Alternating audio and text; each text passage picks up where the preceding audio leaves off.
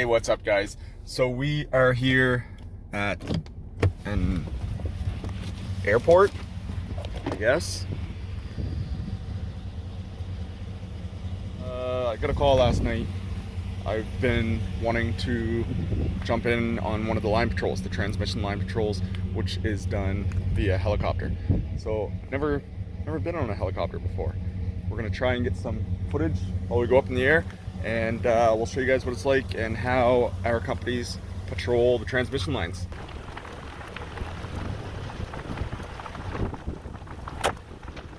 Pilot called, and I guess they were calling for some freezing drizzle in the area, and had to cancel the flight. Well, not really cancel. We drove off to another city about an hour away. So it's a much larger airport compared to the one in the field, and we're gonna be taking off from here, so they should be arriving anytime now.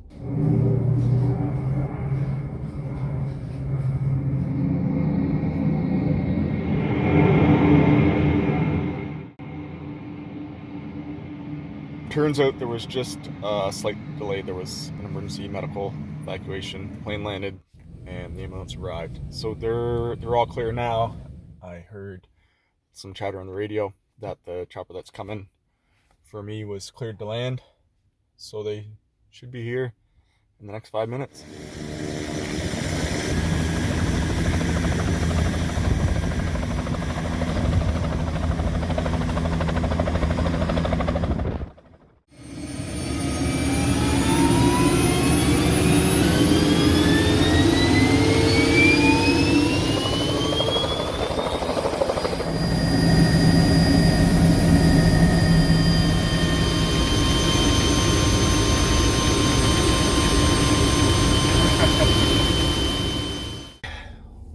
One of my career paths that I wanted, one of the directions I wanted to take with my career, was to be a lineman that worked at a choppers. You've probably seen some videos online.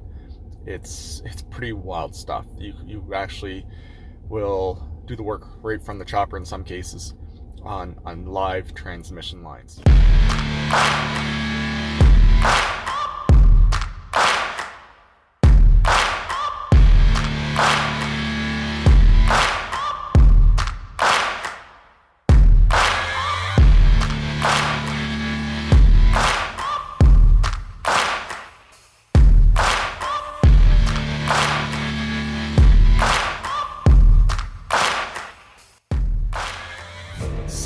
Since the helicopter is isolated, it's in the air like a bird. When you make contact with the transmission line, there's not going to be any current flowing through the chopper. But that voltage, the chopper, which would be considered 0 volts, when it bonds to the 345,000 volt line, there is going to be an arc as the voltage energizes the chopper. Generally speaking, the chopper or the suit will have a bond, basically a conductive wire, and you use that to bond onto the lines. That'll energize yourself, the chopper, everything at 345,000 volts. You become one with the system. Once you're bonded to the lines, you can apply your spacer or your visual marker, those big orange balls you see on the line. Problem was, our company didn't do chopper work. We just simply weren't large enough. Since I've been here, we have started. Some of the guys in the transmission department do chopper work. It's not something that guys in my department are eligible for unless I transferred into another position, which I won't be doing at this point. I'm extremely happy with my position as a troubleman. Absolutely love my job. We also do line patrols in helicopters. Most companies do. When there's transmission structures out in the ocean, mountainous terrain, valleys, all through the woods, to patrol those lines, it can be extremely difficult. We do patrols with side-by-sides, four-wheelers, snowmobiles, all that stuff. But some areas simply aren't accessible, and it can be rather inefficient. So year-round, we have a helicopter that flies the transmission lines, patrols them for any danger trees, any rotten poles, any blown insulators, any issues at all really that need to be addressed, and then they get assessed in order of importance, whether it's an emergency or an urgent matter that must be rectified within X amount of days.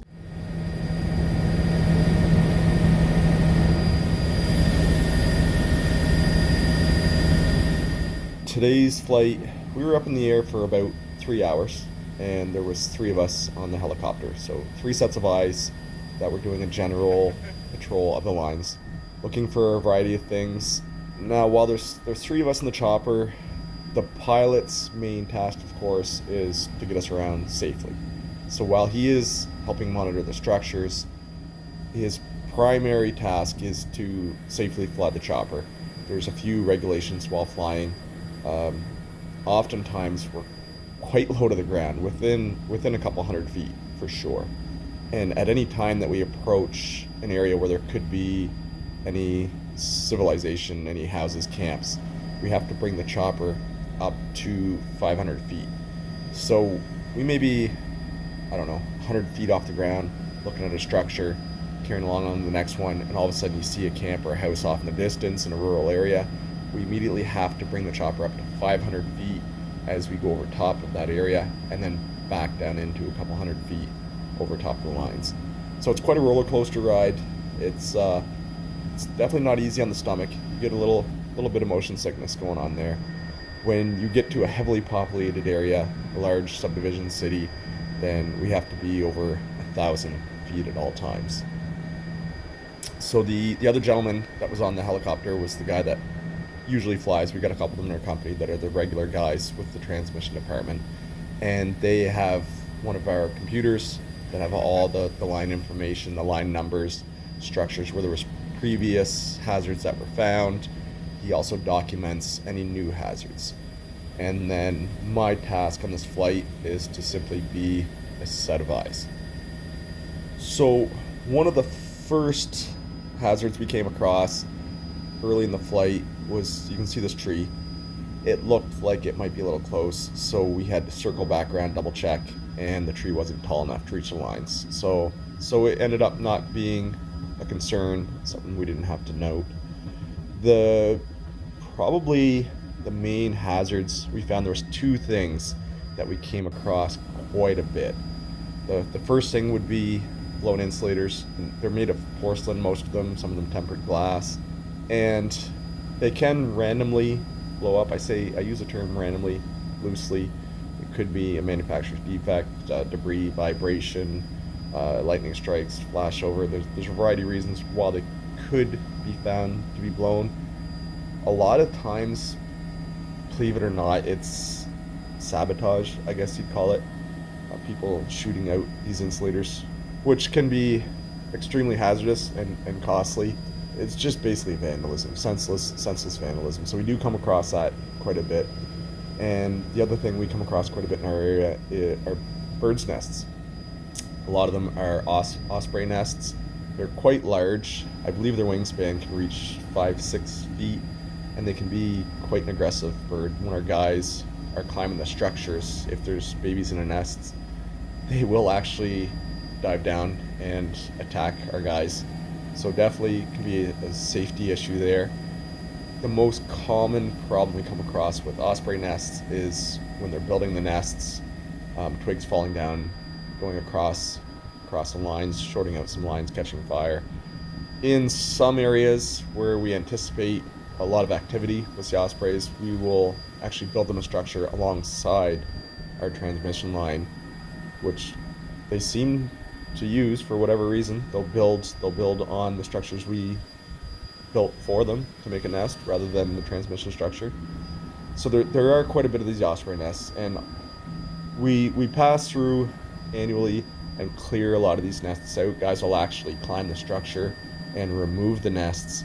There's a lot of federally governed regulations on removing these nests. We can't do it during migratory season, mating season. I'm not sure really the details in that, but basically at the end of summer towards the fall is when we're authorized to remove these nests, unless of course it's an immediate hazard. If the nest is on fire, doesn't matter what time of year it is, then obviously our guys are going to go in there and clear the hazard.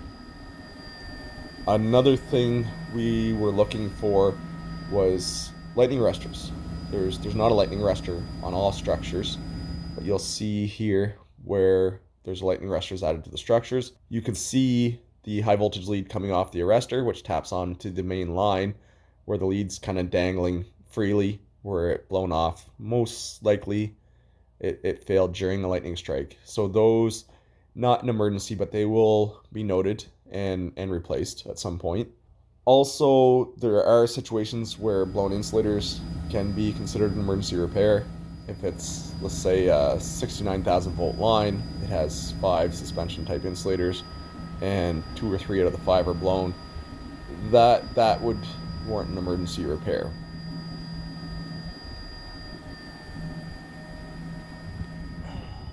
Ooh. Just get on the ground. Feel a little bit queasy. That was super rough flying today. So, didn't need the barf bag. Kind of felt like I might there towards the end, but the boys had to drop me off quick and hit the road. There's some real nasty weather coming in.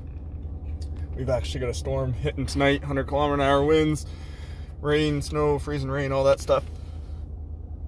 Oh man. Whew. So I'm a couple hours away from home. Had to where we got diverted there for the pickup. A couple hours away from home. We were up in the air for almost 3 hours, so it was good.